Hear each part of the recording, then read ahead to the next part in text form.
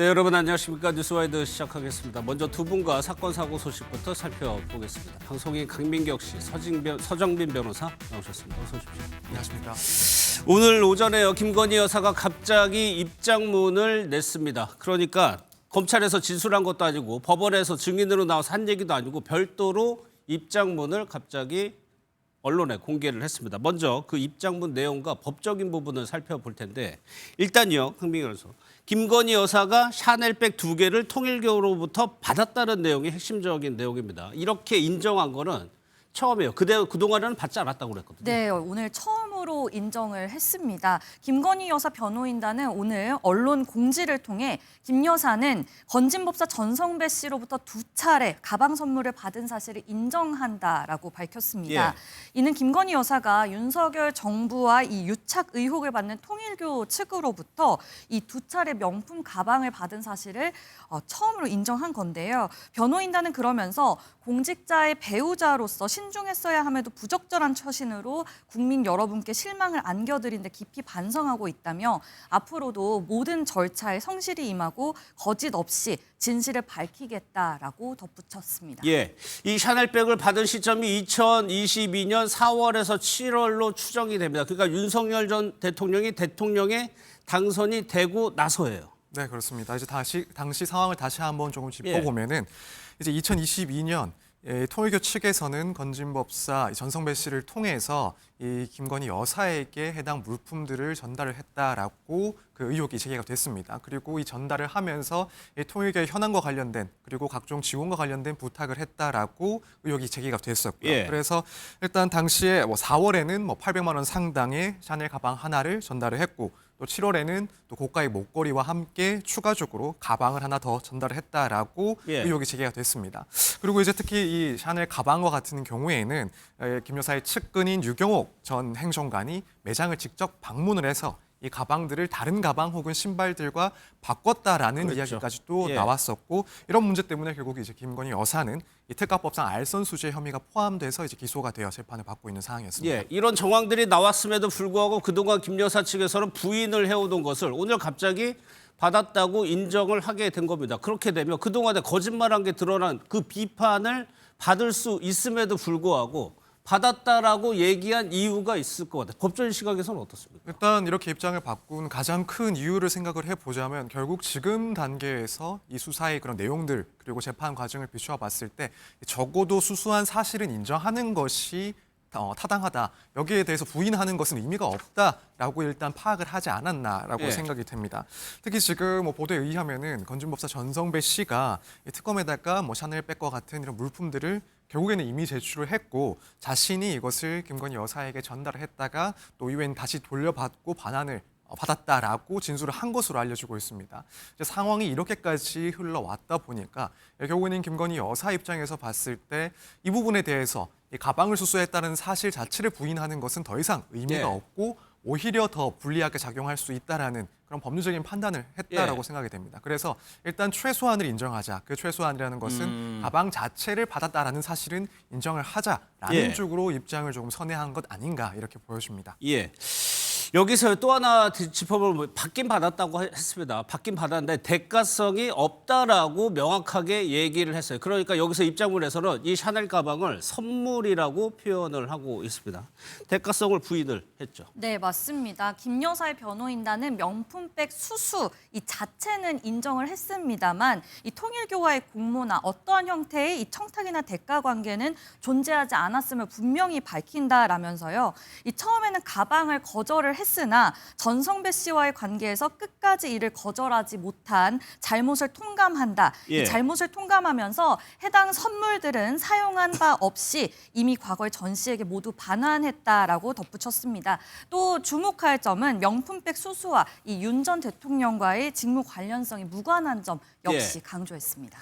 이상하죠. 이 백이 2개를 합쳐서 2천만 원 가까이 된다고 하는데 지금 김 여사 측에서는 선물이라고 호의로 그냥 준 거다라고 주장을 하고 있습니다. 이것도 이유가 있죠. 그렇습니다. 이제 왜냐하면 단순히 호의로 선물을 받았을 경우에는 처벌할 수 있는 규정이 없기 때문에 선물이니까. 그렇습니다. 네. 이제 그런데 만약에 어떠한 청탁이 있었다. 그리고 김건희 여사의 그런 알선이 있었다. 공무원의 그런 직무와 관련된 알선이 있었다. 라고 하면 결국에는 이제 특가법상 알선수재가 성립이 될 수 있기 때문에 지금 김건희 여사 측에서는 받은 사실은 인정을 하지만 예. 어떠한 알선이라든가 부탁 같은 것을 받은 적이 없었다라는 주장을 계속해서 해 나가는 겁니다. 예. 그래서 만약에 뭐 사실관계는 인정이 된다 하더라도 이런 대가성이 입증이 되지 않는다라고 한다면 결국에는 알선수재가 성립을 하지 않기 때문에 이러한 법리적인 주장을 앞으로는 끌고 가겠다라는 점을 볼 수 있는 그런 주장이다 이렇게 평가할 수 있습니다. 그러니까 혐의가 성립이 되려면 두 가지 대목이 맞아야 돼. 지금 말씀하신 대로 알선 청탁이 있어야 되고 또 하나가 윤석열 전 대통령과의 직무 관련성이 입증이 돼야 이게 처벌을 할 수가 있습니다. 그래서 여기에 대해서는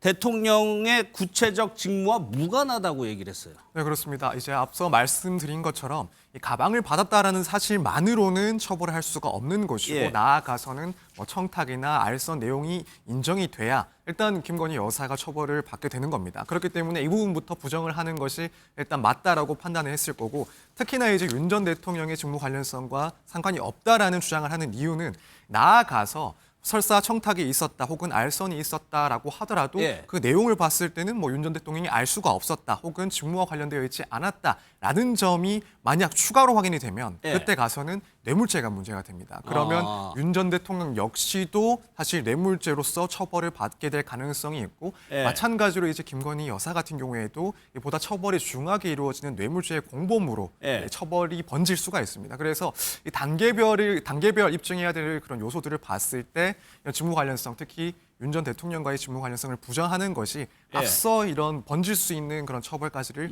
초기에 막겠다라는 그런 법률적인 판단이 깔려 있다 이렇게 보면 될 것 그러니까 같습니다. 윤 전 대통령이 알았고 직무 관련성이 되면은 죄가 커진다는 말씀이죠. 그리고 윤 전 대통령에게도 혐의가 들어갈 수 있는 거고. 네. 또 하나 특검은 이 가방들, 그러니까 통일교로부터 받은 가방이나 구두 뭐 이런 것들이 사용감이 있었다라고 앞서 얘기를 했죠. 그런데 여기서 또 하나 이 부분을 얘기했습니다. 해당 선물은 사용한 적이 없다라고 얘기를 했어요. 네, 맞습니다. 특검에 따르면 이 물품들은 파손돼 있지는 않았지만 사용한 흔적은 남아 있었다고 하는데요. 이 대리인단은 김 여사는 처음에 가방을 거절했지만 어쨌든 설득에 예. 못 이겨서 받았다 이렇게 주장을 했잖아요. 해당 선물들은 사용한 바 없이 모두 반환했다고 지금 예. 주장을 하고 있습니다. 그럼 서 변호사님 이것도 콕 집어서 해명을 한 이유는 뭡니까? 이제 앞으로의 그런 변론 방향을 조금 예상해 볼 수 있는 입장이 아닌가라고 생각이 됩니다. 결국 사용감이 없었다, 사용하지 않았다라는 것은 당시에 물건은 어쩔 수 없이 받았고 어쩔 수 없이 받았다. 거절하지 예. 못해서 받았고 실제로 사용하지 않았다. 그래서 당시 어떤 청탁도 있었던 상황도 아니고 알선을 할 그런 상황도 아니고 단지 선물에 불과하다라는 그런 점을 조금 더 주장하기 위해서 이런 언급을 하고 있는 상황인 것 같습니다. 만약에 이제 사용감이 있었다라고 예. 한다면 아무래도 어떠한 부탁이나 또는 알선이 있었을 것이다. 그래서 그 대가로 이것을 받고 사용을 했을 것이다. 예. 라는 그런 의심까지도 발생할 수가 있기 때문에 예. 이렇게 사용감 문제를 두고 김건희 여사 측에서는 사용하지 않고 단순히 그냥 보관만 하고 있다가 돌려주지 못하고 있었을 뿐이다라는 점을 앞으로도 그렇죠. 계속 주장할 것이다. 예. 이렇게 보여집니다. 또 하나 입장문에서 샤넬백을 받은 거는 인정을 했지만 그 그라프 목걸이라고 6천만 원 정도 한다는 그 그라프 목걸이는 받은 적이 없다고 했어요. 네, 맞습니다. 김건희 여사 측은 이 어떠한 형태의 청탁이나 이 대가 관계가 없었다면서 이 그라프 목걸이 수수 사실도 명백히 부인한다라고 밝혔는데요. 예. 한편 이 그라프 목걸이 이 통일교 전 세계본부장 윤 씨가 건진법사 전성배 씨에게 지난 2022년 7월 샤넬 가방 한 개와 함께 건넨 바로 그 목걸이입니다. 같은 시기에 받은 것으로 알려졌지만 샤넬 가방은 인정하고 이 목걸이는 지금 부인을 한 것인데 이 목걸이의 가격은 시가 약 6,220만 원으로 알려져 있습니다. 예. 뭐 물론 이 김 여사 측 주장처럼 그럴 수도 있습니다. 그럴 수도 있지만 이것이 진술을 바꾼 거기 때문에 그 의도도 따져봐야 되는데 그라프 목걸이 수수 사실은 명백히 부인한다고 얘기를 했어요. 이게 이 혐의가 받은 금액, 받은 품목들의 금액이 올라가면 형량도 같이 올라가죠. 네, 그렇습니다. 일단 뭐 특가법상 알선 수재만 일단 따졌을 때도 네. 사실 받은 그런 물품의 가액이 더욱 커지면은 뭐 형에 있어서 양형에 있어서 더욱 불리하게 적용하는 것도 맞습니다. 그런데 그것보다도 더욱 네. 이제 걱정을 할 수밖에 없는 부분이 만약 이제 직무 관련성 등이 인정이 되고 또 윤 전 대통령의 인식까지 또 인정이 된다라고 한다면 앞서 말씀을 드린 것처럼 이 뇌물죄가 성립을 할 수가 있는데 특히 이제 이 뇌물죄 같은 경우에는 특가법상 그 금액 수준에 따라서 처벌을 달리하고 있습니다. 그래서 특히 뭐 1억 원 이상이 될 경우에는 결국에는 무기징역 또는 10년 이상의 징역에 처할 수 있는 그런 강한 처벌을 하고 있는데 아무래도 이제 이런 부분까지도 고민을 하지 않았나 이런 의견이 나올 수밖에 없는 거죠. 그래서 예. 일단 받은 금품의 이 금액을 받았다라는 그런 의혹을 받는 그런 금품들의 합산 금액을 조금 계산했을 때 예. 1억이 넘어가면 너무나도 이제 위험 부담이 커지기 때문에 그러네요. 우선 가장 가액이 큰 이 목걸이에 대해서는 부인하는 것이 맞다라는 판단을 하지 않았을까 예. 이런 의견도 충분히 일리가 있다라고 생각이 됩니다. 근데 이 금액이 한쪽으로만 받은 금액을 얘기하는 겁니까? 아니면 다 받은 금액 다 합치는 거예요? 네, 일단은 뭐 개별적으로 각 사안별로 받은 금액 그것을 따로따로 이제 합산을 하고 따로따로. 처벌을 하게 되는데 만약 문제가 되는 그런 사건들이 여러 개다라고 한다면 결국 또 개별적으로 형을 선고받고 또 마지막에 가서는 합산이 되기 때문에 예. 사실 어느 쪽이 더 유리한지 따지는 것은 실제로 어느 정도까지 그 금액이 나오고 어떤 만큼의 그런 수수 횟수가 있었는지 또 당사자들이 얼마나 연결돼 있는지 구체적으로 이제 확인이 돼야 될 것 같습니다. 예.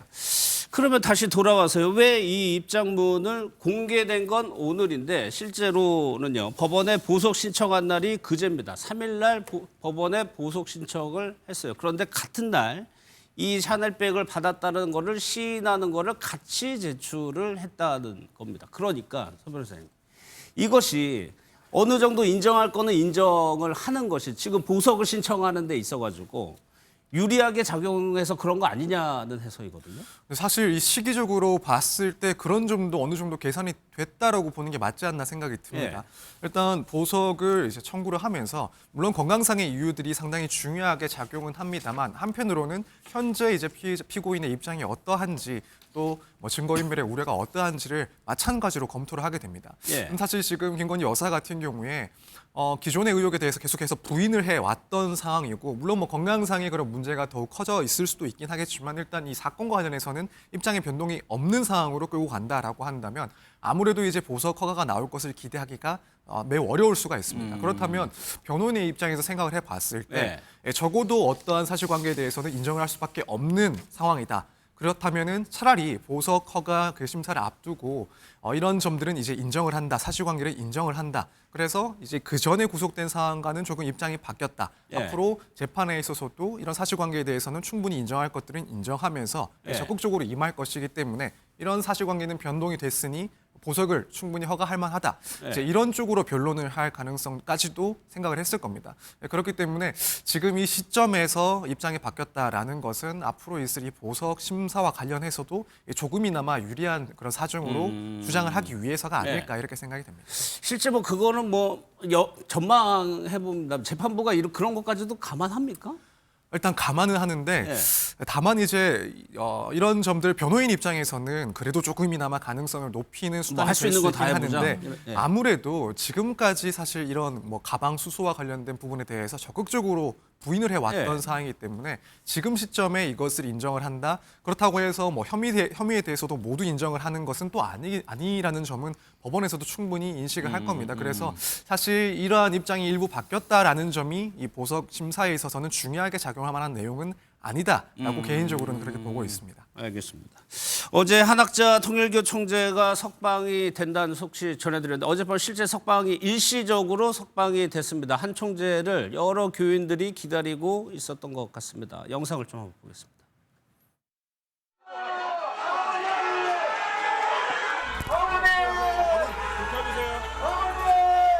비켜주세요. 어머니!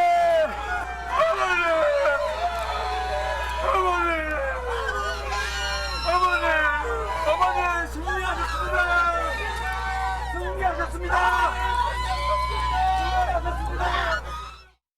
석방되는 저곳에 교인들이 상당히 많이 나와 있었던 것 같습니다. 그리고 어머니라고 부르는 모습 보였죠. 뭐 오열하는 사람도 있었고요. 네, 교인들이 상당히 기뻐하는 모습의 영상입니다. 예. 어젯밤 이 한학자 통일교 총재에 대한 구속 집행 정지 결정이 내려졌습니다. 이 한 총재의 병원 치료를 위한 일시 석방이었는데요. 예. 한 총재의 이 석방 현장에서는 통일교 신도들이 굉장히 기뻐하면서 어머니를 연신 외치고 승리하셨습니다를 외치는 이 영상이 지금 현재 보고 계시는 영상입니다. 예. 심지어는 눈물을 흘리면서 오열하는 모습까지 보이기도 했는데요.